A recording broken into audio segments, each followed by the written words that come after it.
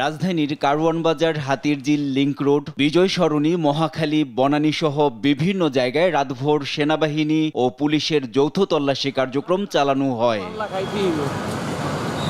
এ সময় বিভিন্ন যানবাহনের প্রয়োজনীয় কাগজপত্র ও মোটর আরোহীর হেলমেট না থাকায় শাস্তিমূলক ব্যবস্থা নেওয়া হয়। মাদক সহ কয়েকজনকে আটক করা হয়। তো বন্ধুর হেলমেট ছিল না, তারাবি নামাজ পড়ে ওনাকে বাসায় রেখে আমি বাসা যাব। এর মধ্যে এদিক দিয়ে আসছে, সেনাবাহিনী ধরছে, যৌথ অভিযান চালাচ্ছে ওনারা, ভালো, এটা ভালো। তো সামান্য একটা মামলা আর কি দিচ্ছে। দেশজুড়ে যৌথ তল্লাশি কার্যক্রম চলমান থাকায় স্বস্তিতে সাধারণ মানুষ। এটা খুবই ভালো হয়েছে। এতদিন পর্যন্ত আমরা এগুলো দেখি নাই, আমরা একটু প্যানিক ছিলাম। I am very happy that they are on the road. এইখানে আমরা অনেক নিরাপত্তায় আছি।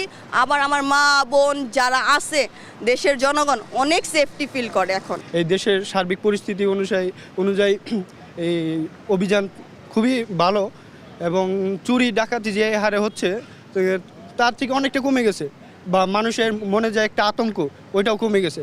যৌথ তল্লাশিতে আইন শৃঙ্খলা পরিস্থিতির দ্রুত উন্নতি ঘটবে এমন প্রত্যাশা নগরবাসীর।